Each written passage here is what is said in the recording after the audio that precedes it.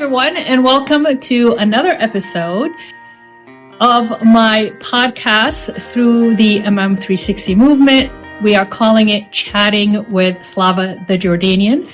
I'm your host, Dr. Slava, or as some of you know me through social media, especially my Instagram account, I am STJ, Slava the Jordanian. So welcome back, and I really appreciate you joining us and listening and watching. As a reminder, these episodes are going to be as a podcast available for you on all different platforms, especially the Apple podcast platform, and it's going to be available on YouTube. I am going to be uploading these episodes on the Greenwood Dental Partners YouTube channel. This episode, it's all about my trip to Egypt. And as you know, this podcast, or let me repeat it for the newcomers, it's all about mastering an unlimited mindset by eliminating limited beliefs. Experts will tell you that our belief system is basically what helps us draw the strength to thrive and survive as an immigrant. And we have discussed it on the previous episodes with my one and only, my co-host, JD Youssef, is that as an immigrant, whether you are displacing yourself by default or displacing yourself by design, we draw and we carry with us our system of beliefs. It doesn't matter what kind of beliefs that you have, those tools that you carry with you from your home world into the new world as you acculturate and as you simulate into the new society. It is a very helpful system, and like I said, very helpful tool to draw strength, to draw tenacity, to draw stamina, to keep you going as an immigrant as you are displacing yourself from your home world into the new world, regardless where you're going. And I mentioned it before in other episodes when I discussed the range of displacement. It doesn't really matter whether you are displacing yourself within your home world from a very small quaint village or very small town where everybody knows everybody into the big city, or displacing yourself altogether into a brand new world, a new society, new culture, new custom, new religions, new demographics, new geography, new landscape, new weather, new food, new agriculture, new language. So it doesn't really matter where you're displacing yourself. We will carry that belief system with us because that's all we have. So you might, as you simulate in the new society, you might change that belief system. You might modify that belief system. You might update it, put a modern twist to it. And that's why I really wanted to bring you guys some of the highlights of my trip to Africa, North Africa, specifically Egypt. For some of you that doesn't know much about my background, my father is Palestinian and my mother is Jordanian. When I say my mother Jordanian, I am referring to the tribes of Jordan. So my mother's upbringing was more within the structure of the tribal connection of Jordan, the traditional gender role expectation of the tribes of Jordan. And she comes from a town called Asalt, which is bordering the West Bank of Palestine. My father lineage originally comes from Syria or Levantine, and they settled in Nablus and then the West Bank, and then eventually they ended up in Jordan. I married an Egyptian. I married an Egyptian that his paternal ancestors come from the West Bank of the Nile, and the maternal ancestors come from the tribes of Egypt. My mother-in-law always, as I remember it, always reminiscent nostalgically about her tribal connection and her tribal traditions that her father taught her, and she always carried that with her. So it was such a great treasure for me and a pleasure to sit down and talk to her about and compare her stories to my mom's story coming from Egypt. African tribes tradition is different than the Asia tribe tradition, specifically Jordan. So his family, his paternal ancestors, they settled in the West Bank of Egypt. It's called Mansoura or Mahalla, where they're mostly farmers. They took care of their land. They grew mostly cotton, his family. Now, his maternal side of his father's side, they are Turkish and they are a little bit of English in them. So anyways, I've been married about 32 years and I never been to Egypt. I was born and raised in Jeddah, Saudi Arabia. My father graduated from the University of Ain Shams in Cairo, if I remember correctly. And my mom's sister, she graduated from the Cairo University. She actually ended up with a master's in sociology. And my mother went to school with a full scholarship as the first woman in her town in Assault to actually leave to college. And she followed her father's footsteps because my grandfather was the first of the 9 sons of his tribe to actually complete a college education in agriculture engineering in the University of Baghdad in Iraq in the 50s. And then he went back to Jordan, married my mother-in-law, and the rest is history. So Ehab's family is very, very interesting. They are just one of those spirits that I can't even explain the level of generosity, the level of humility, and the humble approach about life. His family is a rainbow of different achievements. Some of them seeked college education, some of them didn't. Some of them played a huge role in the military and in the military history of Egypt. Some of them just seeked, they were teachers, they were accountants, very humble jobs.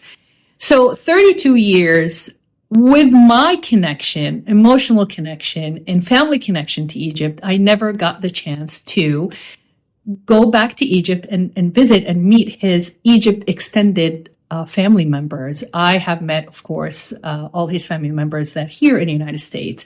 And I couldn't even imagine if they used to tell me all the time, my in-laws, is that, oh, you think we're nice. Wait until you meet our Egypt family. I'm like, how is that even possible? Their level of graciousness, the level of generosity, the level of warmth, their level of openness and welcoming, tolerance, there's no judgment in the relationship that I had with my in-laws, and also with the relationship I just started to build with my husband's extended family in Egypt.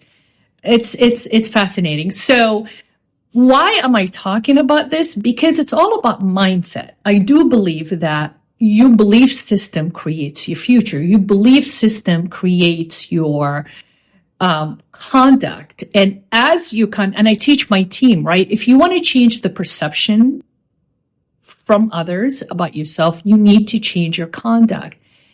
And one of the things that I learned or took away from visiting Egypt is the high level of accountability of their attitude and their conduct and their behavior. It is so high that I've been working in the United States for 26 years in dentistry, and I lived in the United States for 36 years. And I never seen that level of accountability as I have seen with the Egyptian people that I encountered in Egypt. I was there for about 14 days, and I spent the first 4 days in Cairo, in the heart of Cairo. I stayed in the Fairmont, right on the Nile, with the hustling and the heart of busy Cairo.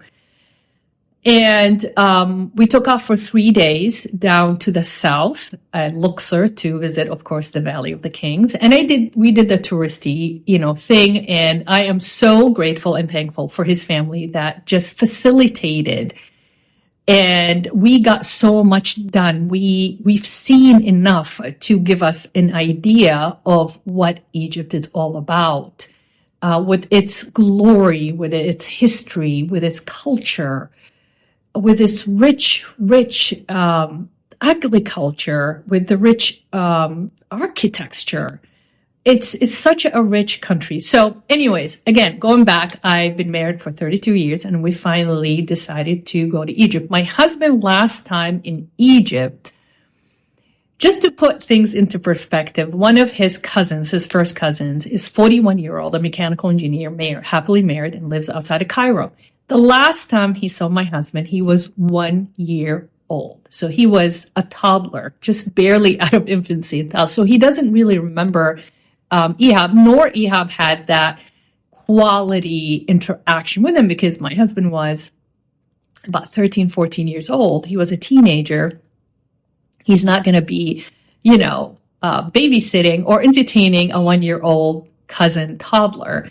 So the reason why we decided to go now, and it was always in the plan, is, and I believe that in life, some of the unfortunate events in life can be perceived as a crisis, but in my mind, in my world, my belief system, I have built this concept that with every crisis, there is an opportunity.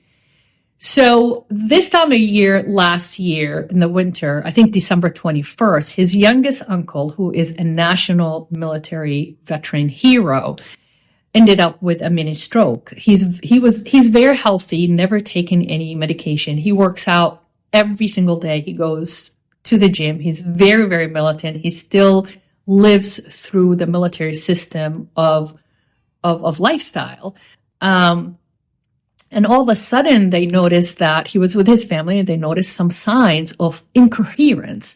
So, of course, I rushed him to the emergency room, and 3 days in the ICU, they checked him out. He's on a lot of medication, and he's not so happy about it because he has never been on medications before, and now he has to take a list of medication. He has to make sure that he's hydrated and he eats properly every single day, routinely every single day, consistently, so he can take his medications. Now, the interesting thing about that, they said that this was not his first and his only stroke. They have found mini strokes that led to that stroke. And they connected his stroke. The reason behind it is dehydration. For some reason, I don't know how they concluded that he's so dehydrated. And he told me that when I asked him, and I said, why don't you drink water? He goes, I was never that person that constantly paying attention to the amount of water that I consume. I'm just go, go, go. He's very, very high energy. And he just didn't drink water. And as you know, Egypt is a desert. It's a desert weather. Very, very warm in the summer, about 120 degrees Fahrenheit. With humidity, if you're in Cairo, if you're outside of Cairo, it's very, very dry heat. So you can definitely dehydrate, especially when you are on the advanced years in your 70s. I'm sure you dehydrate so fast. A lot of the places don't have air conditioning. And if you're walking and out and about in the streets of Cairo, I can see, and it's very, very dusty. So Cairo is very dusty. That part of the ancient world hasn't really changed. And they haven't figured out a way to keep it dust clean. So I can't imagine in the summertime trying to run errands, you going about your day, and not paying attention and not drinking water, I can see where he can be or get very, very dehydrated. So he checked out of the hospital, and we got the news last year in February that he had a stroke. So of course I said, okay, that's it. We cannot just not be or not reconnect with our family in Egypt. And that's part of the traditional tribal connection, that what we call the Arabism of the way of life. And so I initiated the FaceTime calls. I told my husband, you gotta get to know your cousins, and we have to start rebuilding the bridge. Now you're an adult, because life is too short, right? So that's what I mean with, it was a crisis. It was a scary thing for the whole family. We were very worried being so far away from our home world into a new world. And that is one of the challenging things as an immigrant. When you leave everything that you know and everybody that you love behind, and hope for the best, finger crossed. And all you can do is just pray every single day, that hoping that nothing huge happens, that you cannot reach out, a life crisis, a life-changing event, that you won't be able to reach out fast enough in order to be with your family, consoling them, comforting them, and be there for them, hugging them and holding their hands, and validate them and affirm with them that everything is going to be okay, and to lend and extend that family support while you are so far away. It's not easy. It's not easy to get on a plane and to fly the 9 hours. By the time to get to Egypt from Boston, where we are, is 8 hours into Turkey, 2 hours into Cairo, and then you land, and it takes a while to get there. It's not that easy. So we got the news of him getting sick. So I told my husband, it's time for us to rebuild the bridges and reconnect, which we did the whole year last year. We met every single month, got to know them, got to know their mindset, got to know their personalities. My husband got to talk to his uncle, which was a blessing in disguise, because in 2022, we have lost my dear father-in-law, who was the patriarch of his family. He was the eldest of 11 children, same parents, by the way, which is unusual sometimes for to see that in that generation. But Ehab's paternal grandparents, they were so in love. And they had 11 children together. So they were so in love. I have to say, Nina Dawlat, my grandmother-in-law, put it this way. She's the sweetest of creature I ever met in my life. But she was very committed to her husband's memory, that she only, just like Queen Victoria, she wore black from the day he passed till the day she passed at almost 90, I think, or 92 years old. And that's commitment. They were soulmates through and through. From all the stories that I have heard from my mother-in-law, and all the stories that even Nina Dawlat, my grandmother-in-law, have shared with me during her visits and her trips to the United States, which I cherish till the day I die. As you know, I love stories. And that's how we learn, and that's how we connect, through our stories.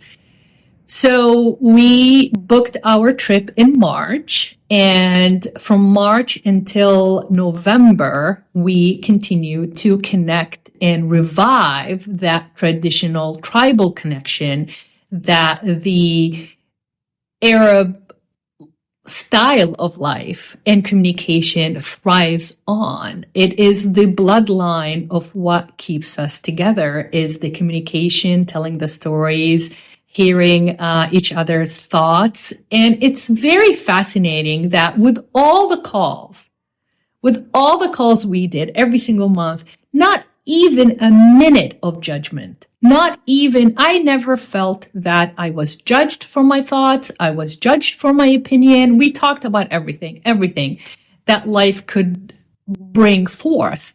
And I never really felt that I was in a safe space that I can express myself the way I would like people to perceive me. And that was very fulfilling. That was such a treat, honestly. And it just made me even yearn more and more.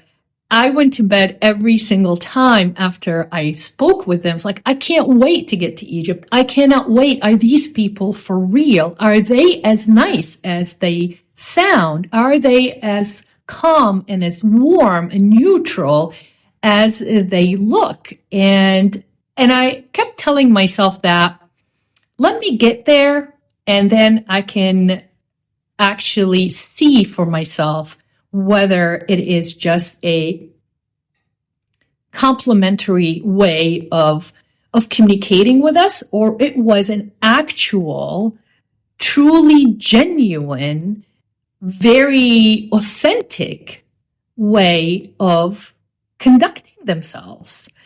So the month went by, and as we got closer, and to be very, very honest with you, I was very anxious. I just didn't know.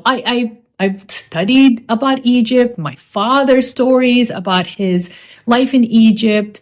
Really quick background. My father was from the Nabilsi family, which is a very affluent family. And in the 50s and the 60s, those affluent families, they used to send their boys to boarding school. It was in Egypt, and that was the top boarding schools in the Middle East for boys and men.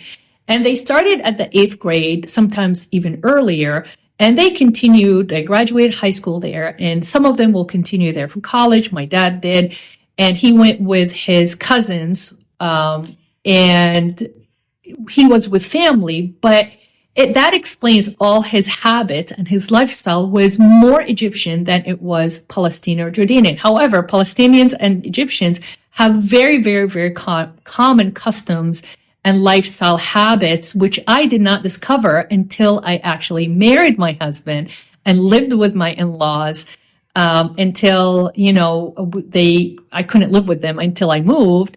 And that just made sense of everything that my dad, it's like, that's why my dad did this. That's why my dad liked to eat that kind of food. That's why my dad's habits were his music, the way he listened. My dad played el-Oud, which is a very classic Arab instrument. But he played it in a very Egyptian style too. And that's what he picked up from where he lived in Egypt, when he lived in Egypt. So, as you can tell, my Egypt trip was not only a family obligation to revive, like I said, rekindle that traditional tribal connection between my husband and his family, especially when you realize life is too short, and his uncle, which is the youngest of, I think he's the only male of his family that's still alive. Out of the 11, there are only 2 girls and 1 boy. Uncle Salah is one of them, which is Salah ad-Din. And he's 76 or 78 years old. Don't quote me. I had a lot of information that brought back from Egypt, so I'm trying to just wrap my head around it and organize it in my head. So we took Turkish Airlines from Boston, which is highly, highly, highly recommended. I think it won so many awards. I think it's the best airline in south of Europe, the best airline in Europe. And it was amazing. And also landing in Turkey, landing in Istanbul, as a Levantine, we all have at some point some drops of blood of Turkish in us. So for me, it's almost like I landed in the homeland or the motherland in Istanbul, but I was only there for a couple of hours. Unfortunately, did not get the chance to visit Turkey, because the mission of this trip is to make it to Egypt for so many reasons, which I will share with you guys, beside the importance of my husband rekindling that bond with his family in Egypt. So we landed in Turkey and then we flew into Cairo. And like I said, we spent 4 days in Cairo. We did everything. I prayed in 3 famous mosques in Egypt. I prayed in the Al-Azhar mosque, and I prayed in Hassan al-Hussein, and I prayed in Amr ibn al-As mosque. And it was such a spiritual experience, if you can imagine, praying in such ancient mosque with all the history and all the reputation of these mosques, and as places that people gather together. And I just didn't want to. I don't want to be fussy. I just wanted to be a fly on the wall among the people in the public and just doing what everybody is doing. So I wanted spiritually to have that experience and to take that back, home with me, which I did. And I'm very, very blessed that I'm very grateful that I got the chance to do so. And since my in-laws always wanted to go to Egypt with us, and that was their dream. So my mother-in-law at age 76 got diagnosed with Alzheimer's.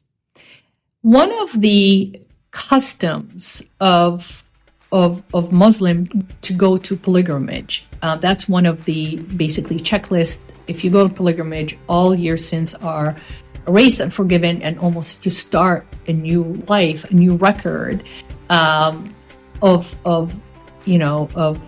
actions, basically. So they went to obviously Hajj many times, my in-laws, and one of the tradition is the females, they will go and buy gold. It's almost like they're reinvesting into themselves, and that's their wealth. They are wealthy in jewelry and gold, traditionally, and then hoping to leave that behind to their family in order to exchange it with different pieces or sell it to help family members that are in need. So when my mother-in-law noticed that she was not with it anymore, it was here actually in my home. And they were visiting from New Jersey, and we were just literally on this couch watching TV. And I always watch TV with her. I always watch soap opera with her and all the game shows with her, since I lived with them during my dental school days in New York. And I noticed that she was dozing off. So I thought, she was tired from the trip. So I asked her to go rest, and I told her I will wake her up when dinner is ready. And she looked at me, she goes, "I'm not tired, I'm just confused." And I said, "What are you confused about? Is it you want me to change the show? Do you want to watch something else?" She goes, "No, I'm just confused." And I said, "Well, why don't you go rest and then I'll check on you?" Something told me that something's wrong, right? And being in healthcare and public health, I learned to pick up some of the signs that memory challenges. And so 10-15 minutes, I said, "You know what, let me go check on her." So I went inside and I found her, she was crying. And I said, "Are you okay? Are you in pain?" She goes, "No, I'm just worried." And I said, "What are you worried about?" She goes, "Muhammad," her husband, my father-in-law. And I said, "What's wrong with him? Is he sick, or, is there something that you want to tell me?" She goes, "No, I just worried about him because he's not back from work yet." Now, granted, my father-in-law was already retired from the New Jersey Transit Railroad, and he was a union guy. And I said, hold on a second. My father-in-law is sitting outside with my husband, your son. He's not working anymore. He's retired. And that's when she gave me that look. It's like, oh my God, something's wrong, right? I said, "Why don't you take a nap and then I'll wake you for dinner?" So that was one visit. The other visit also, the following visit, I think a couple of months later, she came over at the same thing. I'm confused. Then when I used to take her out to eat, she loved Panera's, and I'd get her a bagel and stuff, and she'll take a bite. And she started rummaging into her purse, took her purse apart, and then she'll put it back together. Took everything out of her purse in the public setting and pull it together. And it's not like her, because her purse is it's like, it's a covenant, like nobody touches her purse. Nobody knows what's in her purse. But she took it apart in public and spread it out on the table and then put it back together. I'm like, it's not like you to do that. Don't lose anything. The third time we were in New Jersey visiting them, we were driving somewhere and I was sitting in the passenger seat and she was behind me. And all of a sudden she leans forward with her gold and she said, "Please take this." And I said, what, hold on, what are you doing? And she's like, she took all her gold, like her necklaces, her bracelet, everything. She never takes her bracelets off. Never. Not even to bedtime, not even she showered with them, everything. She cooked with them.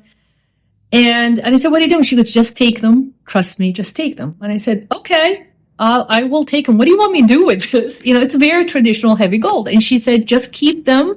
And then if anything happens to me, please promise me to go to Egypt, exchange them, and give a piece to every cousin of Ehab in order for them to have a piece of me."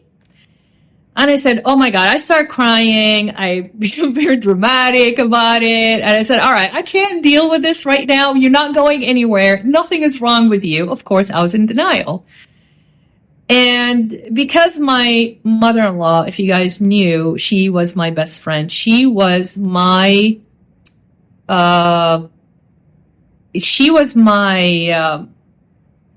rescue line. She was my helpline.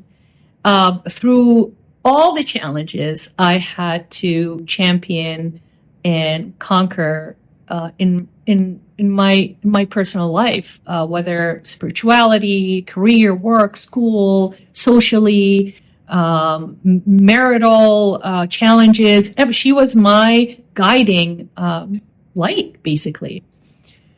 So unfortunately, she did get diagnosed with Alzheimer's. She fought Alzheimer's for 8 years, and she passed away in 2016.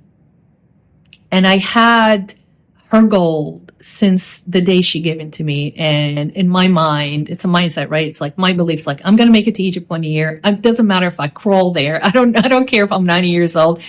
That is her dying wishes, and I had to execute it because it was put upon me to execute. She entrusted me to get it done. Now, fast forward, my father-in-law, we moved him here, and every time I talked to him about Egypt, he made me promise him to take Ehab to Egypt, my husband. And he kept telling me it's very important for him to go back. It's very important for him to rekindle that relationship with his family. I get it. He loves the United States. He's more American than he is Egyptian, but it doesn't really matter. It's very important for the family to see that they are important to him, and they are important to him enough for him to disrupt his busy life here in the United States and make some time to go and see them. And I told him, it's like, I promise you, the first opportunity we are going to go together, as him. He goes, "No, don't worry about me. I've been there so many times. I'm not going to make it. Probably I'm going to die before you guys end up going." And I kept saying, "Don't say that." But he was right. He passed away in 2022. And his dying wish was, "Please take my son back to Egypt and please try to issue some kind of residency, some kind of record for him, because it doesn't matter how long you live here in the United States. It doesn't matter how long you've been an immigrant. You are an Egyptian. He is an Egyptian, and he needs to have that connection by establishing a legal record there." Which it means that we needed to generate a ID for him, because there's no record of him except that the fact that he was born in Cairo, but he never lived in Egypt. So the crisis of his only living paternal uncle had the stroke. Number two, my mother-in-law dying wish of distributing her gold. And number three, my father-in-law dying wish bestowed upon me to execute is to take Ehab back to Egypt. And And for me personally, to reconnect with my extended family in Egypt and to be in Egypt, that was important for me because, like I said, I was born and raised in Saudi Arabia, and I went to private schools in Saudi. Back then, I'm not sure about how they teach religion in Saudi, but Egypt is the center of Islamic studies, which is University of Azhar. A lot of my friends, when I got back, asked me, how was Egypt? And that question, I can write books answering that question. Again, I lived in Saudi Arabia. I knew what Egypt is all about from the TV programs and the movies, and my dad sharing his stories growing up in Egypt, my aunt sharing her stories being in college in Egypt in the 60s, having Egyptian friends, married to an Egyptian, living the Egyptian life. With everything I've known, tried to simulate that in my head and prepare me to be in Egypt. When I landed there, I threw all that out of the window. It doesn't even compare to anything that I've heard, anything that I have seen, anything that I have read, like when I was in Egypt, experiencing it, being in the heart of Cairo, the hustling and bustling of that life, the commuter. Now, let me just give you some data to draw this picture of what Egypt is all about. All right. So as of January 2023, in Cairo, there are 10.2 million people living in Cairo, not commuting. Okay. So Cairo is an ancient city, as you guys know, but also the metropolitan of Cairo. Cairo is regarded as the 12th largest metropolitan city in the world, with 22.1 million people living there. That metropolitan Cairo. So metropolitan Cairo, there is the center of Cairo, which is Old Cairo, that the government is trying to clean up, okay? Which I agree with them to a certain point, because one of the things that we did, we actually walked the walk of life, the past life, where my husband was born 1968 in Shubra, Cairo. We went and visited that apartment, which is under rent control, that's still in the family, in his family, paternal family.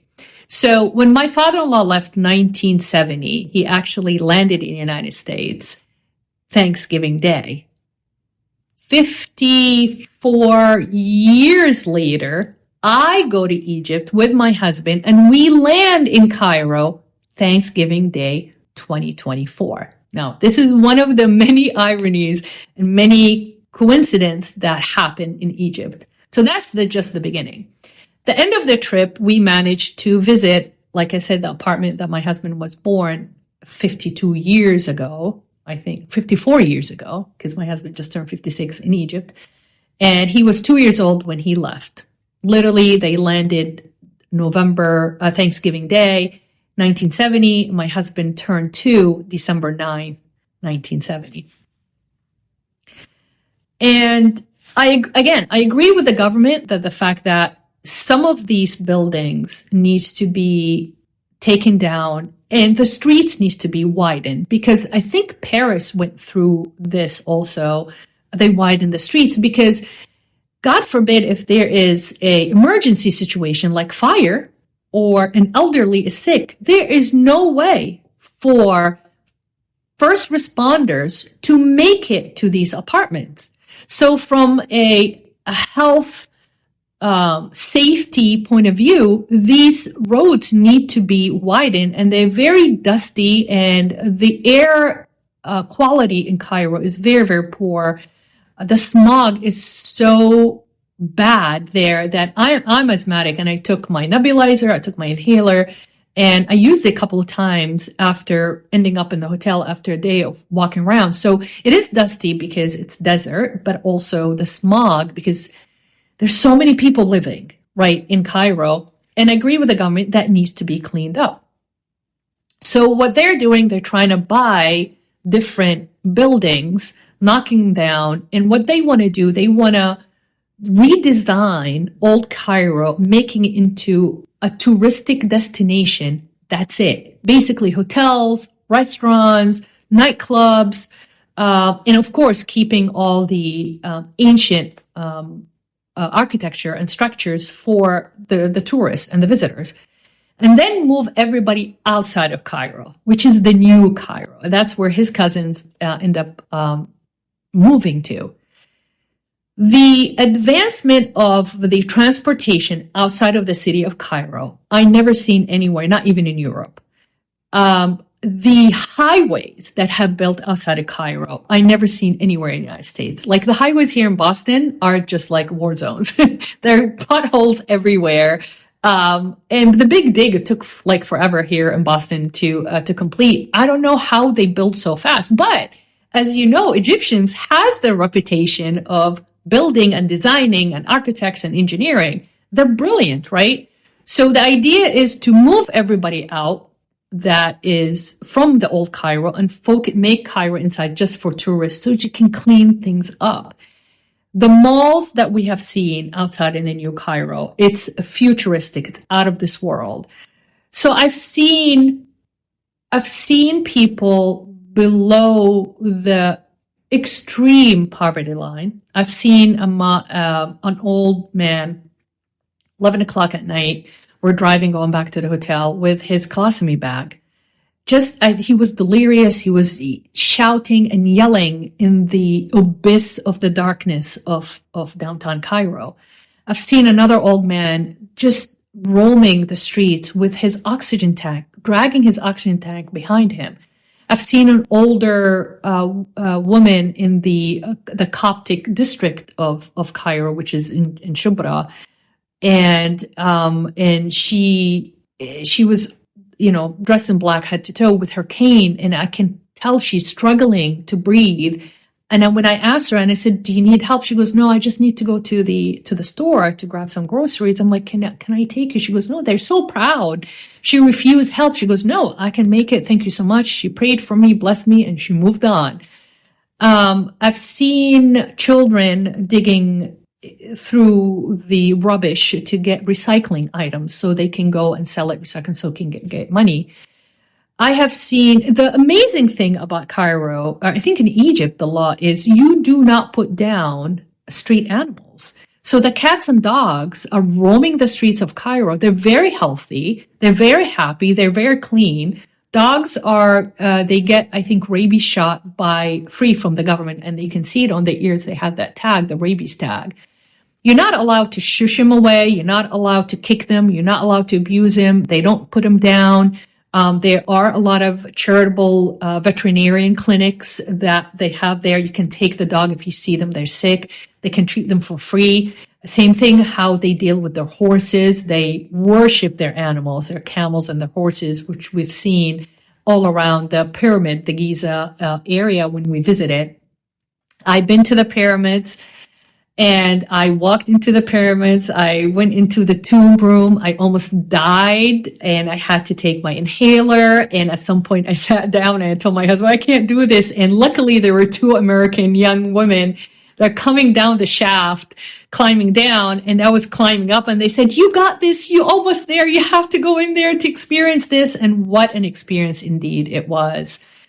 But it is, so it is a country, for me, I feel like Egypt is going to turn into the new China. And I've spoken to very affluent, very social media influencers in Egypt. I have spoken to just, your average Joe that working in the hotel. I've spoke to people from the South, very tribal, very traditional people. And they're all acted the same way. They all acted with such a high level of humility and generosity and warmth and tolerance and complete lack of judgment. Like, those are strangers in the street. I'll stop and I look at them and I can feel that they want to talk to me. So I'll stop and talk to them. How's your day? What are you guys doing? And even merchants, buying juice off the street, or buying,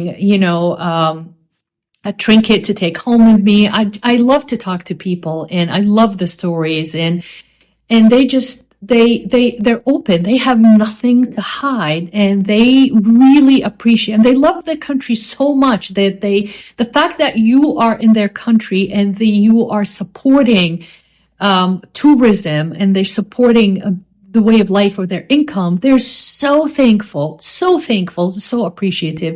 But it's genuine. It's very authentic. It's not fake because they want a tip. It's not fake because it's like, oh, you're coming in to give me money because you're a tourist. Please come again. It's really, really warm, especially when they found out that, when they asked me, where are you from? And I told them, my dad's Palestinian, my mom from Jordan, I was born in Saudi Arabia. And they were just like, their whole face opened up. And to me, living in the United States with everything that's going on back home, I'm very careful to be politically correct, and I'm very aware of political correctness, not to shed too much light about how I feel towards what's going on over there. But in Egypt, although it's a stereotype, like, you shouldn't talk about this, you shouldn't talk about that, the government is listening, I didn't feel that way. I honestly didn't. I was treated like a queen when they found out that my ancestor came from Palestine. And I was treated like a saint. I had policemen, when they found out, they cried and they sobbed with me about the situation over there. I had the Valley of the King tomb guardians, they are nomads of the Luxor tribes that they protect, and some of them are tour guides.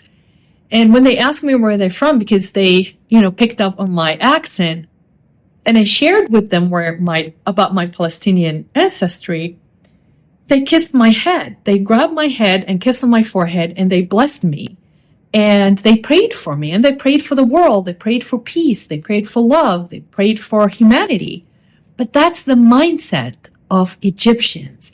How can the population of Egypt, and I've been in the 12 days, I've been outside of Cairo, I've been inside of Cairo, I've been to the ancient ruins, I've been in Luxor, the south, I've been to the posh and the bougie part of Cairo, and I've been to the Shubra, like I said, where, it's still like, when you go to Shubra, when we went to Shubra, where my husband was born, in that apartment, it really took me back in time. I felt I was back in the 50s, and I wish someday I will share with you guys some of the footage and some of the videos that I took. It's just fascinating. Even watching those videos after I got back, I cannot even wrap my head around the fact that I was there and I got back. I feel like I was in a time portal and I came back. But the bottom line is, if these Egyptians that living in such a chaotic city, such a controversial political system, with the average income of $200 a month, taking that income, paying for your rent, paying for your food, raising your children, sending your children to school, but they don't even send their children just to school. The kids go to school, and I think there are 2 shifts, from 8 to 12, and then from like 2 to 5, because the classes are so full and the teachers cannot teach 50 plus students in one class. It's very, very exhausting. So the elementary school children, they go only for half days. So the parents pay for extra curriculum and extra lessons and tutors to teach their children, because their only way out of any situations they're in that's challenging, socioeconomical situation, religious situation, political situation, is education and schooling. And the parents know that, and they plant that into their children, and they seek higher and higher education with every breath they take every single day. Because knowledge, as I mentioned in the previous episode, my dad used to tell me, a government can come and kick you out. A husband can come and divorce you, take your children, take your money. A friend can dupe you into a business, right? And you can lose your business somehow. Anything can happen. The only thing that nobody can take away from you is what's in your head. Your knowledge and education is the only tool that you need to hold on to and protect and sustain, because if you go down, that's the only way that you can actually pull yourself out of any situation and move on, survive, and thrive on top of that. So, again, if the Egyptian people, and I'm sure I'm going to do more episode about that because I haven't even scratched the surface of my experience in Egypt. And it's a mindset, right? It's mastering an unlimited mindset by eliminating limited beliefs. With all the complicated systems in Egypt to get anything done. And I'm going to talk about how we ended up even getting my husband's ID with all the connections that he has. I don't know how the average Egyptian gets anything done. But you look at them, they always make an eye contact, acknowledge the person that in front of you, say hello all the time and thank you and God bless you, despite what is going on in their life. So their belief system that to be more pleasant, conduct yourself with humility, be humble with your approach, how people perceive you because of your conduct, the high level of accountability, that's the mindset the Egyptians had, at least the ones that I encountered. Like I said, I encountered people that worked in cafes, people are managers on hotel, military people, influencers on social media, teachers, doctors. I've talked to so many people and interacted with so many people that across the board, they had this one belief system that carried them through all and every day challenges that an average Egyptian experienced in order to survive a day in Cairo. It was total chaos in a very good way. I don't know. It's chaotic, but it's organized chaos. It's managed chaos. And they made it, and they made sure that that's the case when you are in Cairo.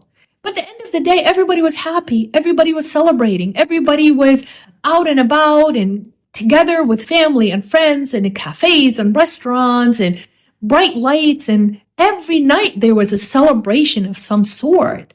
It wasn't like 6 o'clock, everybody's at home. I've seen children walking the streets, girls, in the dark alleys at 11 o'clock at night. And when I asked about, like, how can you guys, we will not allow this here in the United States after 6 o'clock, especially in New England, 5:30, 6 o'clock, wintertime, it's dark, everybody's home.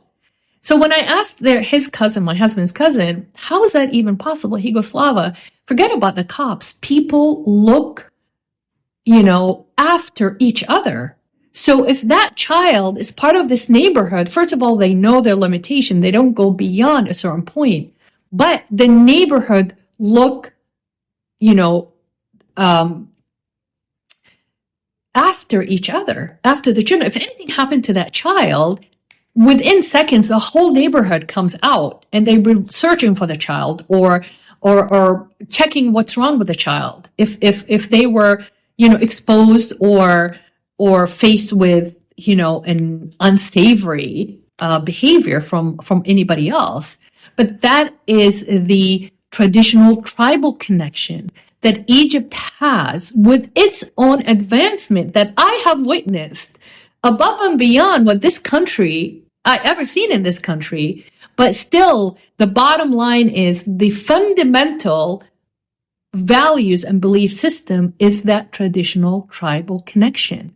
And it hasn't changed through history. This country is over 5,000 years ago. Their civilization is over 5,000 years ago. Of course, it existed way before that. But it's crazy, how can a nation and how can people, and his uncle told me that, despite even the daily polarization that we have in Egypt, and political views and religious view, whatever, when in crisis, Egyptians come together and become one unit. And that is the mindset of the Egyptians. Regardless of who you are, religious you are, what religion you come from, the background, your features, what color skin you are, it doesn't really matter. An Egyptian is always going to be an Egyptian. And that, my friend, is the end of our episode. Thank you so much for listening. We are reaching the end of the hour. And thank you so much for joining us. And I hope you guys have enjoyed this material. And let us know if you need to know more. I'm sure I'm going to do more episodes about Egypt because, like I said, I haven't even scratched the surface. And as a reminder, please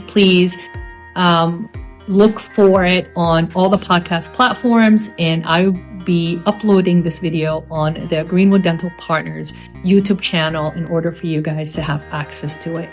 So thank you so much. And as I always say, please continue telling your stories for the sake of humanity.